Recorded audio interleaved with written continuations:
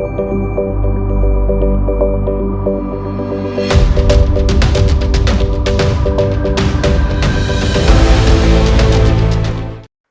The angle में आप सभी का स्वागत है। अहम खबरें लेकर मैं हूं आपके साथ नीतू शर्मा। सबसे पहले एक नजर इस वक्त की हेडलाइंस पर। सुषमा स्वराज ने चीन में उठाया पुलवामा आतंकी हमले का मुद्दा। कहा, जैश भारत पर हमले की योजना बना रहा था, तभी की कार्रवाई। जम्मू कश्मीर के शोपियां में सुरक्षा बलों और आतंकवादियों के बीच मुठभेड़, जैश के 2 आतंकी ढेर। पंचायती राज विभाग में जल्द होगी 10,000 से ज्यादा कनिष्ठ लिपिक पदों पर भर्ती। मुख्यमंत्री ने दी मंजूरी, 6 साल से लटकी थी भर्ती। और जयपुर की वर्तमान और पूर्व शहरी सरकार के बीच तनातनी, अशोक लाहोटी और मेयर विष्णु लाटा के बीच गहराया विवाद। विदेश मंत्री सुषमा स्वराज ने चीन के विदेश मंत्री वांग यी के साथ हुई मुलाकात में जम्मू कश्मीर के पुलवामा में हुए आतंकवादी हमले का मुद्दा उठाया। रूस, भारत, चीन के विदेश मंत्रियों की बैठक अलग से हुई। इस मुलाकात के दौरान स्वराज ने कहा कि मैं ऐसे समय में चीन आई हूं जब भारत में शौक और गुस्से का माहौल है। यह जम्मू कश्मीर में हमारे सुरक्षा बलों के खिलाफ सबसे भीषण हमला है। उन्होंने कहा, यह हमला पाकिस्तान स्थित और समर्थित संगठन जैश-ए-मोहम्मद ने किया है। स्वराज ने कहा कि पुलवामा आतंकी हमले के बाद अंतर्राष्ट्रीय समुदाय की मांग के बाद भी पाकिस्तान ने गंभीर होने की बजाय हमले की जानकारी होने से इनकार कर दिया और जैश-ए-मोहम्मद के कबूलनामों को भी नहीं माना। स्वराज ने आतंकवाद का मुद्दा उठाते हुए कहा कि पुलवामा में भयानक आतंकी हमला ये याद दिलाता है कि सभी देशों को आतंकवाद के खिलाफ जीरो टॉलरेंस की नीति अपनानी होगी। पाकिस्तान में सर्जिकल स्ट्राइक के बाद पाक बौखला गया है और इस बौखलाहट में बॉर्डर पर देर रात से ही सीज फायर का उल्लंघन कर रहा है। इस दौरान पाक ने कश्मीर के उरी में गोलीबारी की। वहीं बुधवार सुबह शोपियां जिले में सुरक्षा बलों और आतंकवादियों के बीच मुठभेड़ हो गई, जिसमें सुरक्षा बलों ने जैश के 2 आतंकियों को मार गिराया है।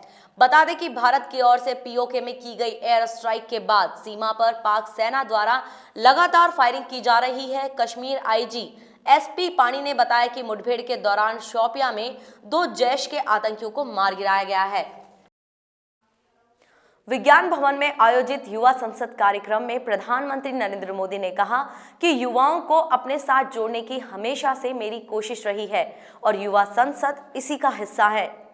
उन्होंने कहा कि आप जैसे युवा साथियों से मिलता हूं तो आपसे मिलने वाली ऊर्जा अपने अंदर महसूस करता हूं। आज मेरे सामने न्यू इंडिया की नई तस्वीर है। सर्जिकल स्ट्राइक 2 की तरफ इशारा करते हुए उन्होंने कहा कि मेरा टॉकनिज्म में विश्वास नहीं है। एक लंबी सोच के साथ एक के बाद एक इंटरलिंक व्यवस्थाएं विकसित करना ये मेरी कार्यशैली का हिस्सा है। इससे पहले दिल्ली के विज्ञान भवन में प्रधानमंत्री के पहुंचते ही लोगों ने जोरदार तरीके से स्वागत किया। भारत माता की जय के साथ मोदी मोदी के नारे लगे। युवा संसद में तीनों पुरस्कार पाने वाली युवतियों को बधाई दी। कहा कि तीनों बेटियों को लाख लाख बधाइयां। तीनों बेटियों ने मैदान मार लिया। उन्होंने युवाओं से कहा कि वो दिन दूर नहीं होगा कि आप लोगों की ओर से मांग आएगी कि 3 पुरस्कार देते हैं तो पुरुषों के लिए एक रिजर्वेशन दिया जाए। शारदा चिटफंड जांच में बाधा डालने के लिए पश्चिम बंगाल के मुख्य सचिव मलय कुमार डे, पुलिस महानिदेशक वीरेंद्र और कोलकाता पुलिस कमिश्नर राजीव कुमार के खिलाफ सीबीआई की अवमानना याचिका पर सुप्रीम कोर्ट आज सुनवाई करेगा। सुप्रीम कोर्ट आज तय कर सकता है कि तीनों को व्यक्तिगत रूप से बुलाना है या नहीं। तीनों ने जवाब दाखिल कर कोर्ट से माफी मांगी है। दरअसल Paschim Bengal chief secretary Malay De, DGP Virendra Kumar, Kolkata commissioner Rajiv Kumar ने अवमानना नोटिस के जवाब में सुप्रीम कोर्ट में हलफनामा दायर कर कोर्ट से बिना शर्त माफी की मांग की है। गौरतलब है कि पिछली सुनवाई में सीबीआई की याचिका पर सुनवाई के दौरान सुप्रीम कोर्ट ने कहा था कि राजीव कुमार को सीबीआई के सामने पेश होना पड़ेगा। हालांकि कोर्ट ने यह भी स्पष्ट कर दिया था कि फिलहाल उनकी गिरफ्तारी नहीं होगी। पुलिस कमिश्नर राजीव कुमार शिलांग में सीबीआई के सामने पेश होंगे। सुप्रीम कोर्ट ने सीबीआई की अवमानना याचिका पर पश्चिम बंगाल के मुख्य सचिव, डीजीपी और कोलकाता के पुलिस कमिश्नर राजीव कुमार को अवमानना नोटिस जारी किया था। पाकिस्तान के बालाकोट में आतंकवादी प्रशिक्षण शिविरों पर वायुसेना की कार्रवाई के बाद अगले 72 घंटों तक के लिए दिल्ली और मुंबई समेत भारत के 5 शहरों को हाई अलर्ट पर रखा गया है। इनमें से कम 3 शहर पाकिस्तान के सीमावर्ती राज्य पंजाब, राजस्थान और गुजरात के हैं। सूत्रों के मुताबिक खुफिया अधिकारियों का कहना है कि फिलहाल सीधे पाकिस्तानी सेना से देश को ज्यादा खतरा नहीं है, लेकिन कश्मीर घाटी में सक्रिय आईएसआई समर्थित आतंकी मॉड्यूल देश में अप्रिय घटनाओं को अंजाम दे सकते हैं। इसके मद्देनजर देश में सतर्कता बढ़ा दी गई है। उत्तर और पश्चिम भारत में परमाणु प्रतिष्ठान, एयरबेस, नौसेना कमान, सेना के शिविर और छावनी क्षेत्र को भारी सुरक्षा घेरे में ले लिया गया है। पंचायती राज विभाग में 6 साल से अटके कनिष्ठ लिपिक सीधी भर्ती के 10,000 से ज्यादा खाली पड़े पदों पर भर्ती अब जल्द होगी। मुख्यमंत्री अशोक गहलोत ने भर्ती प्रक्रिया को पूरा करने का अहम फैसला किया है। विभाग ने वर्ष 2013 में 33 जिला परिषदों में कनिष्ठ लिपिकों के 19,275 पदों के लिए आवेदन मांगे थे। इनमें अभ्यर्थियों को सीनियर सेकेंडरी परीक्षा में प्राप्तांकों का 70% वेटेज देने एवं अनुभव के आधार पर प्रतिवर्ष 10 बोनस अंक का वेटेज देने तथा RSCIT की पात्रता का प्रावधान किया था।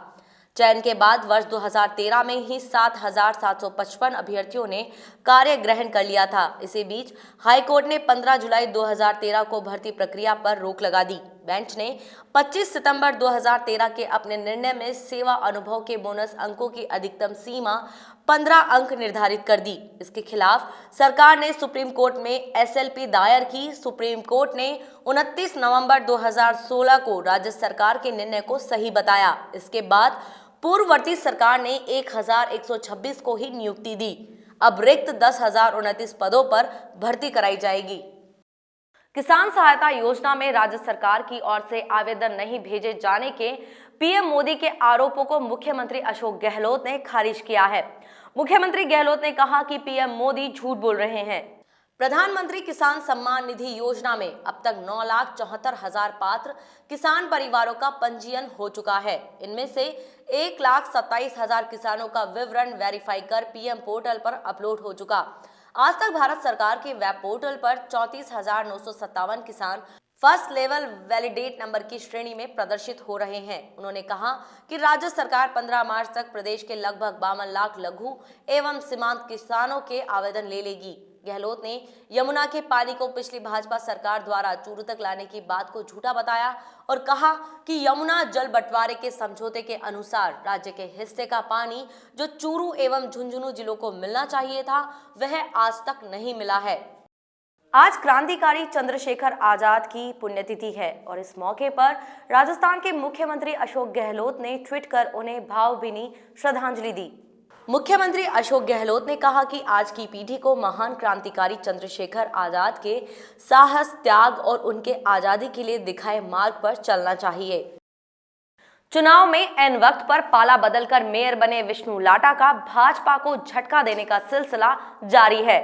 उन्होंने एक भाजपा और एक भाजपा समर्थित पार्षद के सहयोग से निगम का 1,870 करोड़ का बजट तो पारित कराया ही, साथ ही पूर्व मेयर और भाजपा के सांगानेर से विधायक अशोक लाहोटी के खिलाफ जांच के आदेश दे दिए। लाहोटी के अलावा डिप्टी मेयर मनोज भारद्वाज की जांच भी कराई जाएगी। वे भाजपा के पार्षद हैं। लाटा का आरोप है कि लाहोटी के कार्यकाल में कई फर्मों व ठेकेदारों का भुगतान मेयर ने शक्तियों का दुरुपयोग करते हुए किया है। डिप्टी मेयर मनोज भारद्वाज ने भी शक्तियों व सुविधाओं का दुरुपयोग किया है। लाटा ने पहली बार सदन में भाजपा को गाय के नाम पर वोट बटोरने वाली पार्टी बताया। भाजपा की क्रॉस वोटिंग से मेयर बने विष्णु लाटा ने भाजपा के नेताओं को दूसरा बड़ा झटका दिया है। भाजपा पार्षद दल में एक बार फिर सेंध लगाकर मेयर ने निगम की बोर्ड बैठक का कोरम पूरा कराते हुए सहमति के साथ शहरी सरकार का बजट भी पास करवा दिया। लाटा के हाथों शहर भाजपा संगठन व विधायकों की यह दूसरी हार हुई।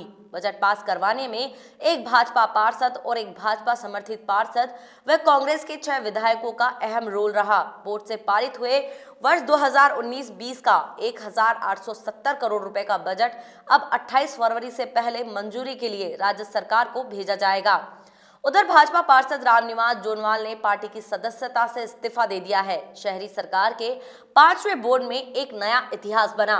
भाजपा पार्षद दल ने बहुमत के दंभ में बोर्ड बैठक का बहिष्कार किया था ताकि कोरम पूरा नहीं हो और साधारण सभा की कार्रवाई शुरू नहीं हो सके।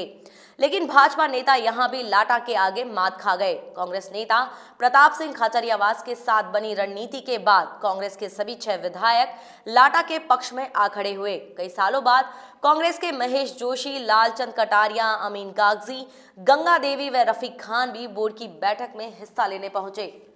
के लिए, जयपुर की जनता की परेशानियों को दूर करने के लिए और भ्रष्टाचार खत्म करने के लिए, घमंड को चुनौती देने के लिए आज जो बजट पास हुआ है वो बजट जयपुर को समर्पित है, लोकतंत्र को समर्पित है। मेयर वोट के जरिए चुना जाता है। वोटिंग हुई, वोटिंग में बीजेपी हार गई और हारने के बाद बीजेपी यदि इस तरह की भाषा का प्रयोग करती है कि हम साधारण सभा की बजट बैठक जो बुलाई गई है जयपुर की मेयर के द्वारा उसका बाइकाट करते हैं, आप बाइकाट करते हैं, इसका मतलब आप नगर निगम को मानने को तैयार नहीं है, आप लोकतंत्र को मानने को तैयार नहीं है, आप खिसियानी बिल्ली खंबा नोचे की स्थिति में आ गए। यहाँ नगर निगम में पिछली बार जब तक बीजेपी का राज था उन्होंने भारी भ्रष्टाचार किया।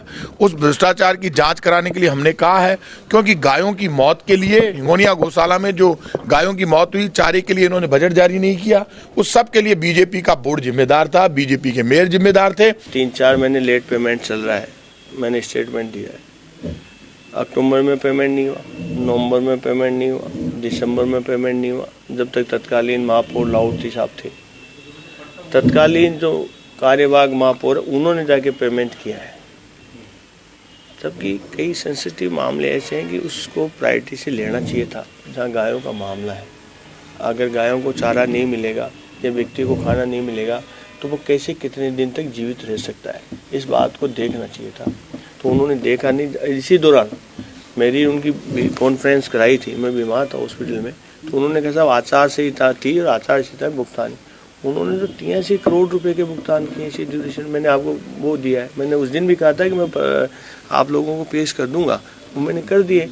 और नोट शीट भी तथ्य में कि भाई विष्णु लाटा के पास कितनी तारीख को आई, अशोक लाहौटी जी के पास कितनी तारीख को आई, मनोज जी भारद्वाज जी के पास कितनी, कमिश्नर सब है उसमें, आप पढ़ लीजिए। और जो दोष है यार उसके पीछे लग के आप दोष तो कराओ, साबित कराओ उसके पीछे, ये भी मीडिया का भी तो दायित्व है यार। राजस्थान माध्यमिक शिक्षा बोर्ड के प्रबंधन बोर्ड को सरकार ने भंग कर दिया है। व्यवस्थाओं को सुचारू रूप से चलाने के लिए निदेशक माध्यमिक शिक्षा नथमल डिडेल को प्रशासक नियुक्त किया गया है। अधिसूचना के मुताबिक बोर्ड के चेयरमैन का पद 29 अक्टूबर 2018 से खाली है। ऐसे में परीक्षाओं के सुचारू संचालन और अन्य कामों की पालना में बोर्ड प्रबंधन मंडल सक्षम नहीं रहा है। अधिसूचना में कहा गया है कि सरकार ने बोर्ड को 6 माह की अवधि या आगामी आदेश तक के लिए भंग किया है। सरकार ने प्रशासक को प्रबंधन बोर्ड और बोर्ड चेयरमैन की शक्तियों, कर्तव्यों और कामों की पालना के अधिकार दिए हैं। माना जा रहा है कि अब सरकार लोकसभा चुनाव के बाद ही नया अध्यक्ष तैनात करेंगी। खबरों का सिलसिला यूं ही जारी रहेगा। देखते रहिए द एंगल। नमस्कार।